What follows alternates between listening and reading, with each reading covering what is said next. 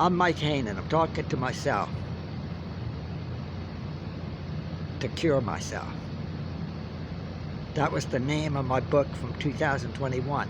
My new one, which I'm making as podcasts, or I'm Mike Hayne and I'm talking to you. These are 15-minute episodes that can go on YouTube.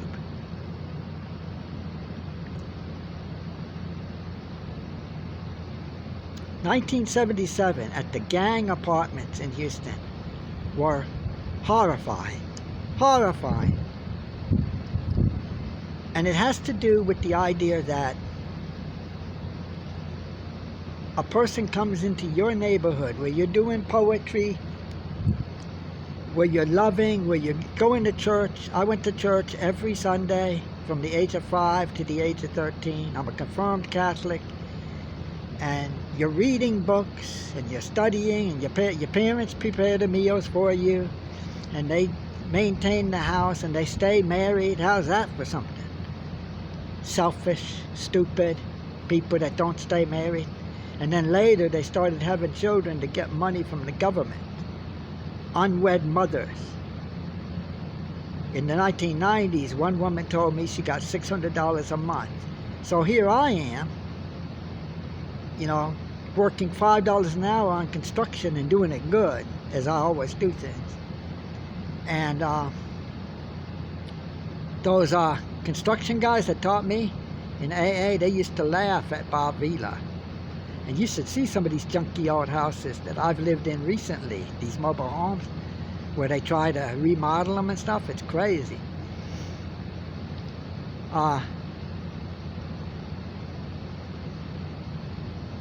So I'm on Keppra. Keppra is a drug for my brain, and the University Medical Center doctors told me, you have to take Keppra. Your brain is damaged, because in the company town in Death Valley, which is illegal in the United States. You can't have a company town where the person lives and works there. But they had it in the national park. It was so remote. We lived in a dormitory, and I liked it. As always, I did my job. I worked in the employee dining room, and I was happy. While I did my writing, I wrote my novel Into the Ground at Badwater, Death Valley. I would drive over there, take my camp chair, a thermos of ice water, a hat, a tripod, and a camera even. There's videos of me there. But it's all lost in this sick, evil world of people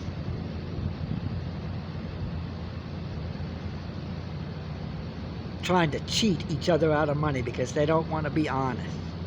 Free enterprise! You can't have a merit system without honesty. What are you going to have? Cops everywhere? A cop right in back of you? You can't go in Walmart? Because every citizen is so mentally messed up that they steal and shoplift?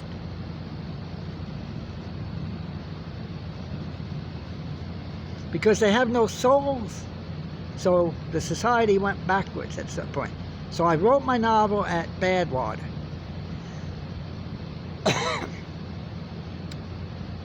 There's a couple of things like that I'm kind of proud of. Now Badwater is a tourist attraction, and they all go walking around there. That's where Mikey wrote Into the Ground. And the Las Vegas sign. I was driving along. Las Vegas is the closest city on the edge of the desert. So I come to Las Vegas a lot of times. I had a nice car before. It was in a staged car wreck by people that are just... It's incredible how shameful and evil these people are. I have to tell the story of the car wreck. It was February of 2013. Perfect driving record from the age of 1970, 16 until 2013, February. And the car wreck was staged expertly. It was like Hollywood people had staged it. But It was a little fender bender thing so that they could get money from my insurance. They did it several times. But in Death Valley, in the company town, I lived in a dormitory room. And they got in my room and hit me on the head while I was sleeping. Now, I'm glad I didn't die, and my head's thick enough to take it. But doctors say there is some kind of damage in there, and I have to take Keppra. I'm also taking Zoloft, which is an antidepressant. And my entire body is crippled and weak. It happened within the last 4 years. I think it has something to do with the virus. So I will die with a pen in my hand, having written thousands and thousands of pages, and never having an agent, never having a chance. And like I say, I believe somebody was stalking me, maybe that pimp. I think these guys are so crazy and sick that in 1980, I was working at a print shop, and I was walking along carrying a briefcase because I said, you know, I know somebody's getting in my apartment while I'm at work, and I had to ride the bus to work and everything. So I started keeping the news story, the brain screens of the planet AI. I kept that in a briefcase and carried it with me on the bus to work. Then a white Mustang drove up to me with fools, two goofy ass fools, white. They got their hairs, I found out later it was permanent. They got their hair into a permanent curly. That's why I didn't recognize the pimp. And they had beards and curly haired permanent. And I think it was a guy named Simpson and Matthews. And with a .38 revolver, pointed it at me and said, give me the briefcase. And I ran and dropped the briefcase, and they got it. 1980.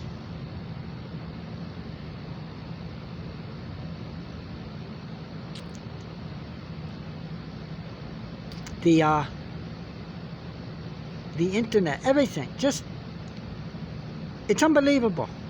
It's frightening that a dedicated, and I've never thought that it was one person. I always thought it was a group or a gang.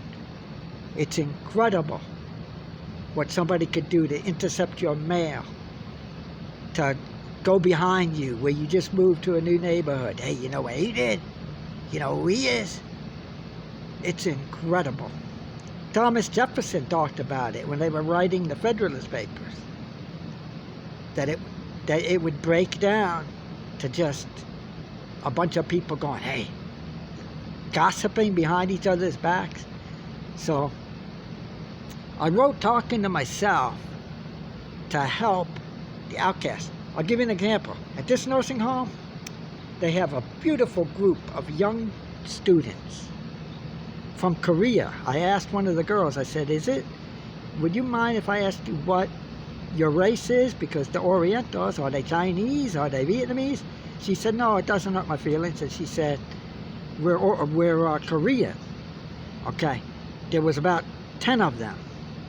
And they came and played instruments, little teenage girls. And they played piano, the classics, Beethoven, they played flutes.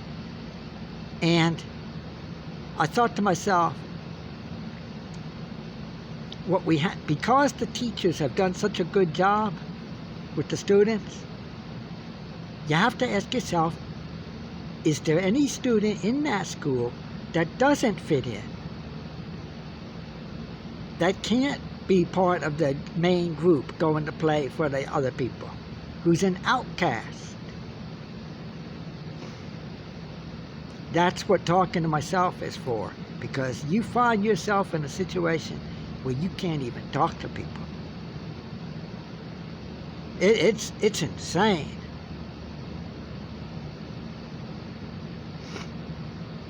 So I don't know how coherent or succinct I am right now today,